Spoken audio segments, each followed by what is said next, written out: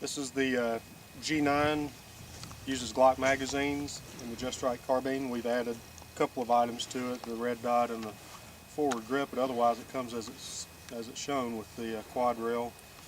The cool part about this gun is it's easily adaptable to right or left-handed shooters.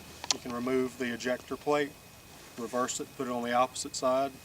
You can also do the same with the operating charging handle, and it's pretty much an ambidextrous gun. The safety itself is always going to be on the left side of the gun, but not too difficult. Most people that have dealt with ARs are going to be very familiar with the controls of this weapon.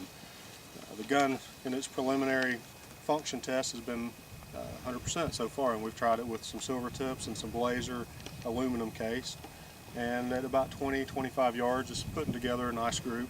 We're just getting the red dot dialed in. It's got a M4 style collapsible 6-position stock on it, and the MSRP is under 700 bucks. Very nice little guns, and of course, like I said, uses Glock magazines. We're going to shoot it some more, get a few groups out of it, do some steel plates with it, and hopefully she'll do good. The guns come in 9mm and 40 caliber with a 45 soon to be expected that uses the Glock magazine also.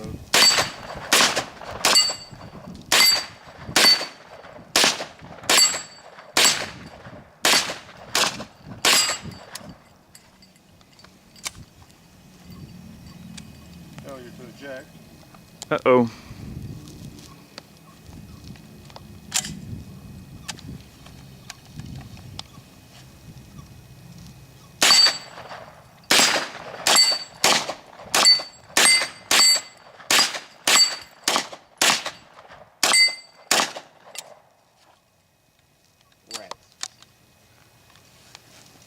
Ran pretty good on the next bag.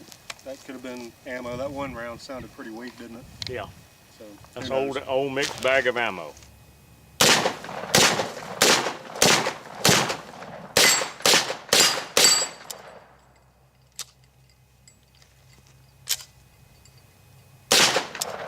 Uh-oh. Light strikes.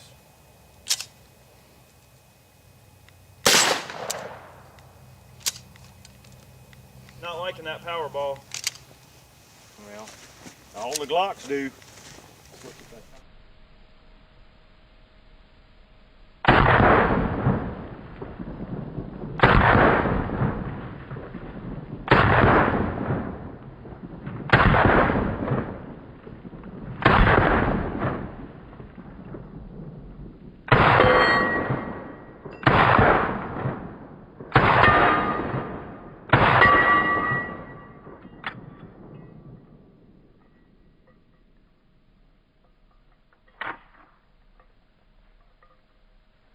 All right, I'm just going to give you guys some close-up shots of the gun so you can see what you're looking at. Very nice little rig. Hopefully we can get it running right.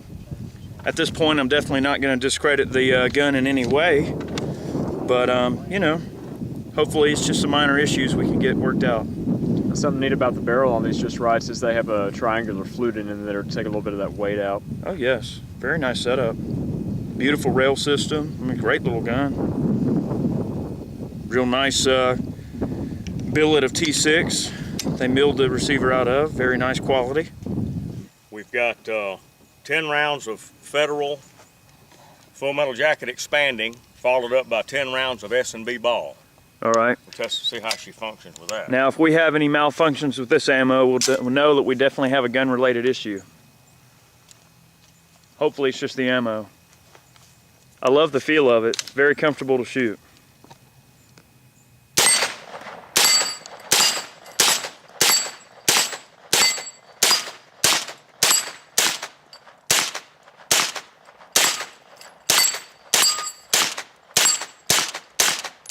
we've had some concerns with some odd-looking brass and some failures to fire with the Carbine.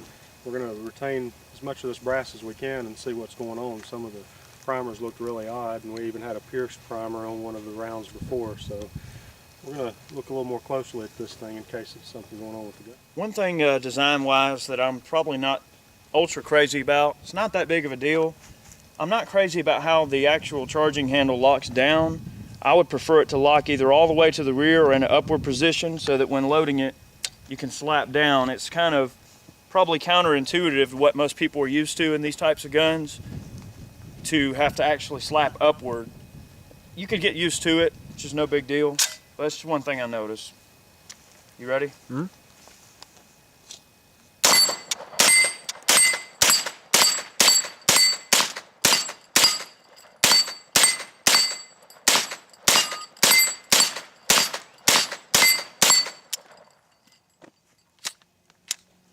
Definitely shoots nice. So far, it seems like the round it likes the best is just regular old ball ammo.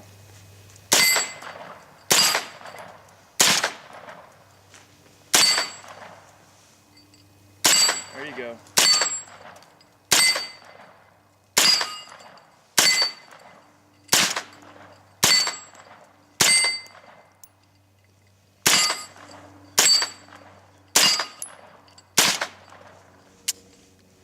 Shoot the ball fine. You know what's happening? Guarantee you what's happening with these rounds that are not firing. These particular rounds I just picked up off the ground, Hold them right there.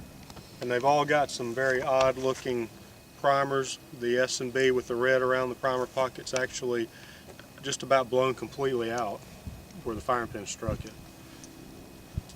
What I think may be happening is that firing pin hole in the bolt is getting that primer actually stuck in the face of the bolt, and when it chambers the next round, and you can actually see it on this S&B, there's a very nice ring. It's going to be difficult to see on this camera. You probably have to put your put this thing in HD to see it, but there's a very small scribe ring around it where it looks to me like the actual punched out hole of the primer itself was forced against that primer when it chambered, and that's why it did not fire. If you look at it real close, Bring it on up here. you can see the silvery point in the center, but there's also an annular ring about 3/4 of the diameter of the primer itself. So there's something definitely going on there. This thing's punching these primers. That one's coming apart. And there's another round, another one, and another one out of that 33 round magazine that did not fire. Now, are we thinking that could be an ammo issue, or? I think it's a gun issue. I seriously think it's a gun issue because we've tried so many different types of ammo today. This is 4 different types of ammo right here that we've tried, and you're getting setback primers. You're getting an odd assortment of problems out of a variety of ammo with this. So I think there's something up with this gun. We're going to take it apart when we get back to the shop Monday and check it out. It's very disappointing. It is disappointing. It's a nice system, though. I mean, I think it's got a lot of potential and get the kinks worked out. It's a great setup. One thing I like about it is definitely a step above the Kel-Tec Sub 2K. As much as I love that gun and the theory of it, it folds up, it's small, it's handy. This gun's got a real nice ergonomic feel that you expect from an AR. It's got a good trigger on it. It's real smooth to shoot, easy to shoot. In that, it beats out the Sub 2K in every aspect. However, time will yet tell if the Sub 2K is more reliable and as accurate or more accurate. The trigger is definitely better, and that's one thing I like about it. We really didn't put it on paper for accuracy today with the problems that we're having out of this thing. We're going to probably suspend the shooting for the day on this gun. We'll post a report when we find more out. We'll post a follow-up. We'll get with JR and see what they have to say about it as well. Sure. We'll let you know about their comments.